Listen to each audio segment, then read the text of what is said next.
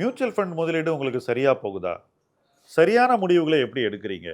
தவறான முடிவுகளை எப்படி அடையாளம் கண்டு அதிலிருந்து வெளிய வர்றீங்க? எப்ப இன்வெஸ்ட் பண்ணலான்ற கேள்விக்கான விடைய எப்படி தேடுறீங்க? இது எல்லாம் தான் இன்வெஸ்டருக்கு இருக்கக்கூடிய பெயின் பாயிண்ட்ஸ். இந்த பெயின் பாயிண்ட்ஸ விலக்குறது தான் M2W முதல் நோக்கம். 1 தவறுகள தவிர்க்கிறோம். 2வது எப்போ இன்வெஸ்ட் பண்ணலாம் அப்படின்னு உங்களுக்கு அலர்ட்ஸ் குடுக்குறோம். வாரம் ஒரு பரிந்துரையாவது உங்களுக்கு வரப்போகுது. ஞாயிற்றுக்கிழமை ஆச்சுன்னா உங்களுக்கு பரிந்துரை வரும். அதே போல உங்களுடைய முழு பொட்டன்ஷியல் என்ன? எவ்வளோ நீங்க சேமிக்கலாம்? எவ்வளோ இன்வெஸ்ட் பண்ணலாம்? அப்படின்னு உங்கள புரிஞ்சுக்க வச்சு, உங்களுடைய பொட்டன்ஷியலுக்கு உங்கள இன்வெஸ்ட் பண்ண வைக்கிறோம். M2W உங்களுக்கான ஒரு பிளாட்ஃபார்ம். நீங்கள் வளர வேண்டிய ஒரு இடம். வளர்ச்சிக்கான ஒரு எக்ஸ்பிரஸ்வே. 1,00,00,000 என்ற இலக்கை நோக்கி இணைந்து பயணிப்போம். Join M2W now. மார்க்கெட்ல நேரடி பங்குகள்ல முதலீடு செய்யக்கூடிய முதலீட்டாளராக நீங்கள் இருக்கலாம். அல்லது உங்க பணத்த ஒரு மியூச்சுவல் ஃபண்ட் மேனேஜர்ட்ட குடுத்து, அல்லது ஒரு பிஎம்எஸ் மேனேஜர் அல்லது ஒரு ஏஎஃப் மேனேஜர்ட்ட குடுத்து, ஒரு மேனேஜருடைய மேற்பார்வையில் முதலீடு செய்யக்கூடிய முதலீட்டாளராக நீங்கள் இருக்கலாம். 3வது உங்க பணத்த ஒரு அட்வைசர் எந்த மேனேஜர் கிட்ட குடுக்க சொல்றாரோ, அந்த அட்வைசரின் வழிகாட்டுதல் படி முதலீடு செய்யக்கூடிய ஒரு முதலீட்டாளராக நீங்கள் இருக்கலாம். சந்தையில 3 வகையான முதலீட்டாளர்கள் இருக்காங்க. ஆனா ஒரு விஷயம், 3 வகையான முதலீட்டாளர்களும் கிட்டத்தட்ட ஒரே செட் ஆஃப் ஸ்டாக்ஸ்ல தான் இன்வெஸ்ட் பண்றோம். ஃபைனலா எங்க இன்வெஸ்ட் பண்றோம்? அதே மார்க்கெட்ல தான் இன்வெஸ்ட் பண்றோம். கிட்டத்தட்ட அதே செக்டர்ஸை தான் வாங்குறோம். அப்படி வாங்கி கூட அது எப்படி சில பேருக்கு பெரிய லாஸ் இருக்கு, சில பேருக்கு சின்ன லாஸ் இருக்கு, சில பேருக்கு லாஸே இல்லை. சமீபத்தில் நடந்த ஒரு விஷயத்தை பற்றி பேசுவோம். 2 வாட்டி நடந்திருக்கு லாஸ்ட் 6 மந்த்ஸில். ஃபர்ஸ்ட்டு ப்ரைவேட் பேங்க்ஸில் நடந்தது. தனிநபர்களும் தனியார் வங்கிகளை வாங்கி வச்சுருக்கோம். மியூச்சுவல் ஃபண்ட்ஸ் அவங்களும் தனியார் வங்கிகளை தான் அதிகம் வாங்கி வச்சுருக்காங்க. ஒரு ஆலோசகர் மூலமாக மியூச்சுவல் ஃபண்டில் இன்வெஸ்ட் பண்ணக்கூடியவர்கள், பிஎம்எஸ்ல இன்வெஸ்ட் பண்ணக்கூடியவர்கள், அவங்க பணமும் ஃபைனலி தனியார் வங்கியில் தான் போச்சு.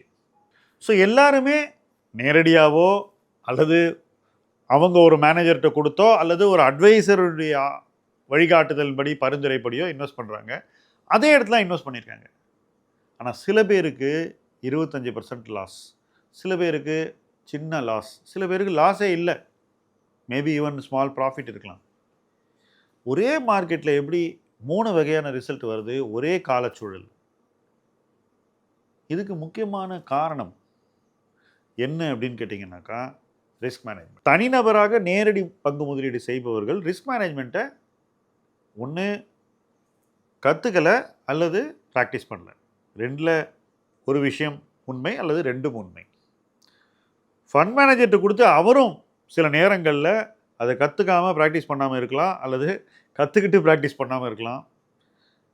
It's possible.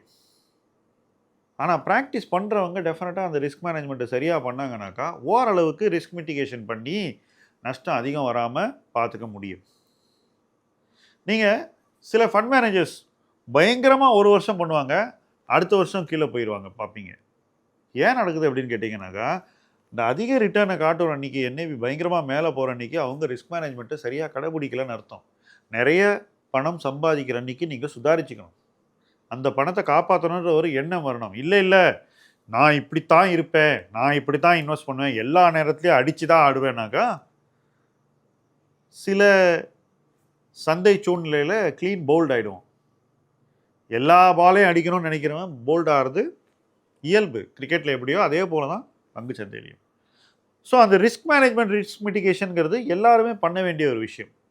குறிப்பாக சொல்ல வேண்டும்னா ஆலோசகர்கள் இதை ஈஸியாக பண்ண முடியும்னு நான் நினைக்கிறேன். ஏன்னா நான் ஒரு ஆலோசகராக இருக்கேன்.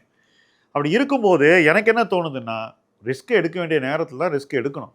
மற்ற நேரங்களில் நீங்கள் ரிஸ்க்கை மேனேஜ் பண்ணுறது தான் உங்கள் முக்கியமான பணி. ஆனால் எல்லாரும் என்ன எக்ஸ்பெக்ட் பண்ணுறாங்க, நான் தான் இவர் காசு கொடுக்குறேன்ல, எல்லா நேரத்துலையும் ஒரு ரிஸ்க் எடுத்து அடித்து ஆடட்டும், அதுக்கு தானே நான் காசு கொடுக்குறேன், அப்படி பேசுகிறவங்கலாம் இருக்காங்க. இது எப்படி இருக்குன்னா, உங்கள் காரில் நீங்கள் ஒரு நல்ல டிரைவரை ஒரு நல்ல காருக்கு நீங்கள் அமர்த்துறீங்க. லெட்ஸ் சே நீங்கள் கார் வந்து BMW வச்சுருக்கீங்க.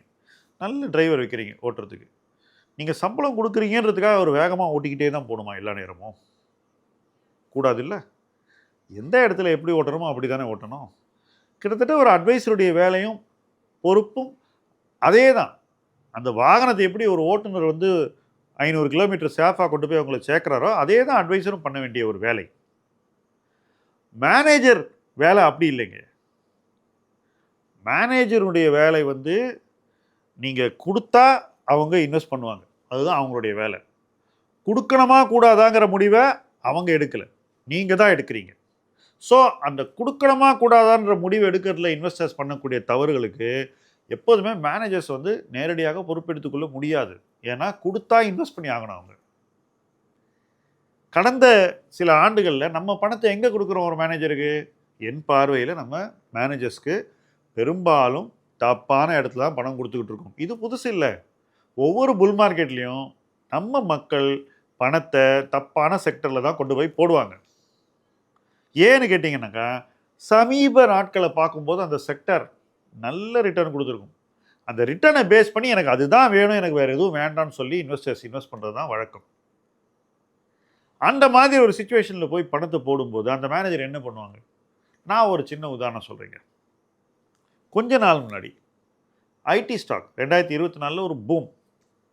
30 பிக்கு மேலே 34 35 பிஎல்லாம் போச்சு ஐடி ஸ்டாக். அப்படி போகும்போது என்ன நடந்ததுனாக்கா, டைரக்ட் ஆப்ஷனில் பிளாட்ஃபார்ம்ஸில் மேக்ஸிமம் இன்ஃப்ளோ டெக் ஃபண்டுக்கு வந்தது. மக்கள் எல்லாம் கொண்டு போய் டெக் ஃபண்டில் பணத்தை போட்டாங்க. அதுக்கு சில மாதங்கள் முன்னாடி தான் நாங்கள்லாம் டெக் ஃபண்டை விற்று வெளியே போயிருக்கோம். இன்ஃபேக்ட் இந்த சேனல்லே நம்ம இதை பல தடவை பேசியிருக்கோம் இந்த சப்ஜெக்டை. அந்த நேரத்தில் நம்ம தொடர்ந்து சொல்லிக்கிட்டே இருந்தோம். நான் ஏன் போரிங் ஸ்டாக்ஸில் வந்து டெக் ஸ்டாக் இன்க்ளூட் பண்ணலன்னு எத்தனையோ பேர் ஆர்கியூ பண்ணீங்க. அது நான் அட்வைசர் ஹேட்டை வேர் பண்ணி எடுத்த முடிவு. இது இந்த நேரத்துக்கு சரி வராது அப்படின்னு நான் எங்கள் இன்வெஸ்டர்ஸை விற்க சொல்லிட்டேன். நானும் அந்த பங்குகளை வாங்கக்கூடாதுன்ற ஒரு முடிவுக்கு வந்துட்டேன். நான் மேனேஜ் பண்ணுற ப்ராடக்ட்டில் நான் அந்த பங்குகளை விற்றுட்டேன். HCL டெக் மாதிரி கம்பெனிஸை விற்றுட்டு வெயிட் பண்ணுறோம். எவ்வளோ நாளைக்கு? கிட்டத்தட்ட 2 இயர்ஸ் வெயிட் பண்ணியிருக்கோம். அப்போது நீங்கள் டெக் ஃபண்ட் மேனேஜருக்கு பணத்தை கொடுத்தா அவன் டெக்கில் இன்வெஸ்ட் பண்ணி தானே ஆகணும். அவன் என்ன பண்ணுவான்? அப்போ நீங்கள் வந்து மேனேஜருக்கு பணத்தை கொடுக்காமல் இருக்கிறதுக்கு என்ன வழி? எப்போ சரியான நேரத்தில் மேனேஜருக்கு பணம் கொடுக்கறது அப்படின்றதுக்கான அந்த ஒரு வழிமுறையை நீங்கள் கடைப்பிடிக்கணும். இப்போ ஃபஸ்ட்டு நேரடியாக பங்குகள் முதலீடு செய்யக்கூடியவர்கள் அவங்க தான் மேனேஜர். நீங்கள் தான் மேனேஜர் டிஐவைனாக்கா. அப்போ நீங்கள் அந்த பங்கில் பணத்தை போடக்கூடாது. அப்போ முழு கண்ட்ரோலும் உங்ககிட்ட இருக்குது. அந்த கண்ட்ரோலை நீங்கள் எப்படி யூஸ் பண்ண போகிறீங்கன்றது ரொம்ப ரொம்ப முக்கியம். இது ப்ரைவேட் பேங்கிங்லேயும் நடந்தது, இப்போ ஐடியில் நடந்துக்கிட்டு இருக்கு, நாளைக்கு இன்னொரு இடத்துல நடக்கும். தொடர்ந்து பங்குச்சந்தையில் இந்த நிகழ்வு நடந்து கொண்டே தான் இருக்கும். 3 வகையான முதலீட்டாளர்கள் இருக்காங்க, முடிவெடுப்பவர்கள். 3 பேருமே ஒரே இடத்துல இன்வெஸ்ட் பண்ணால் கூட ரிசல்ட் வேறு வேறு தான் வரும், வேறு வழியே கிடையாது. இதில் இன்னொரு விஷயமும் சொல்கிறேன். அதிக மதிப்பீட்டில் முதலீடு செய்தால் வெற்றி என்பது நிச்சயம் கிடைக்காது. அதிக மதிப்பீடு இருக்கிற நேரத்தில் நம்ம பணத்தை பாதுகாப்பான இடத்துல முதலீடு தான் செய்யணும். நாம் ஏன் அதிக மதிப்பீடு இருக்கக்கூடிய நேரத்தில் பாதுகாப்பான இடத்துல பணத்தை முதலீடு செய்யறது இல்லைன்றதுக்கான சிம்பிள் ஆன்சர், நமக்கு எங்கே அதிக ரிட்டர்ன் இருக்கோ அங்கே தான் போடணுன்ற ஒரு பிடிவாத குணம் இருக்குது. அந்த குணம் தான் நம்மளை வந்து எங்கே பணத்தை போடக்கூடாதோ கரெக்டாக அந்த இடத்துல போய் பணத்தை போட வைக்குது. அப்படிப்பட்ட முடிவுகளின் விலை ஒரு சில சதவிகிதம் இல்லைங்க, 20-30%. அதுதான் இன்னைக்கு நாம் அனுபவிச்சுட்டு இருக்கோம். பட் அந்த நேரத்தில் நம்ம என்ன நினைச்சோம்? எதை பற்றி கவலைப்பட்டோம்? நம்மளை எல்லாரும் எதை வச்சு அச்சுறுத்துனாங்க? நம்ம இன்வெஸ்ட் பண்ணும்போது நம்முடைய இன்டர்மீடியேஷன் காஸ்ட்டை குறைக்கணும்னு எல்லாரும் சொல்லிக்கிட்டு இருந்தாங்க. அதாவது எது சரியான இடம் அப்படின்னு சொல்கிறவனுக்கு கொடுக்குற பணத்தை நாம் செலவு பண்ணக்கூடாது அப்படின்றதான் முழு கவனமாக இருந்தது. செலவு பண்ணக்கூடாதுன்னு நினைக்கிறவங்க நிச்சயமாக அப்படி பண்ணலாம். ஆனால் தப்பான இடத்துல போய் பணம் போடும்போது நீங்கள் செலவு பண்ணக்கூடிய பணம் அல்லது இழக்கக்கூடிய பணம் இந்த ஆலோசனை கொடுக்குற பணத்தோட 20 மடங்கு அதிகம். இது தவிர்க்கப்பட வேண்டும் தான் என்னுடைய கருத்து. நேரடி பங்கு முதலீடு செய்பவர்கள், தாமானவே முடிவெடுத்து முதலீடு செய்பவர்கள் சரியாக செய்தால் அதை நான் முழுவதும் வரவேற்கிறேன். ஆனால் அதை சரியாக செய்ய முடியாமல் தடுமாறும் போது அன்னைக்கு அவங்க வந்து காஸ்ட்டை பற்றி பேசுறது அவர்களுக்கே செய்து கொள்ளும் அநீதி அப்படின்னு நான் நினைக்கிறேன். You are harming your self and hurting your self. இது நிச்சயமாக பண்ணக்கூடாதுன்னு நான் நினைக்கிறேன். அதே போல் இண்டெக்ஸிங்கை பற்றி பேசுவோம். அதாவது நேரடி பங்கு முதலீடு வேணாம், மேனேஜரும் வேணாம், அட்வைஸரும் வேணாம், வெறும் இண்டெக்ஸிங் பண்ணுறேன்ற அந்த 4வது ஒரு செட்டு ஒன்று இருக்குது. இப்போ நான் உங்களுக்கு இந்த ஒரு சின்ன இமேஜை காட்ட போகிறேன். இந்த வருஷம் ஆரம்பத்துலேருந்து ஜூன் 30 வரைக்கும் 9% நஷ்டம் நிஃப்டியில் இன்வெஸ்ட் பண்ணவங்களுக்கு 6 மாதத்தில் -9%. இப்போ இந்த இமேஜை நீங்கள் பெருசு பண்ணி 30 வருஷம் என்ன நடந்திருக்குன்னு பொறுமையாக பாருங்கள். இதை நான் மாதம் மாதம் உங்களுக்கு ப்ளே பண்ண போகிறேன். ஏன் ப்ளே பண்ண போகிறேன்னா நீங்கள் அதை புரிஞ்சுக்கணும்.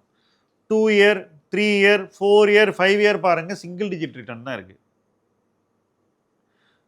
கிட்டத்தட்ட 5 வருஷம் வரைக்கும் யாருமே பண வைக்கிறத பீட் பண்ணல இண்டெக்ஸிங் பண்ணி 5 வருஷத்துக்கு. அதே காலகட்டத்தில் நாங்களாம் ஆக்டிவ் இன்வெஸ்டிங்கில்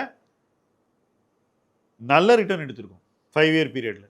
ஏன்னா 5 இயருங்கிறது ஒரு ரீசனபிள் டேர்ம் ஜட்ஜ் பண்ணுறதுக்கு. அப்போது இந்த காஸ்ட் அப்செஷன் நம்மளை எங்கே கொண்டு போய் நிறுத்துது அப்படின்னாக்கா, பணவீக்கத்தையே பீட் பண்ணாத இடத்துல கொண்டு வந்து நிறுத்துது. முதலீடு என்பது உறவுகள் சம்பந்தப்பட்ட ஒரு விஷயம்.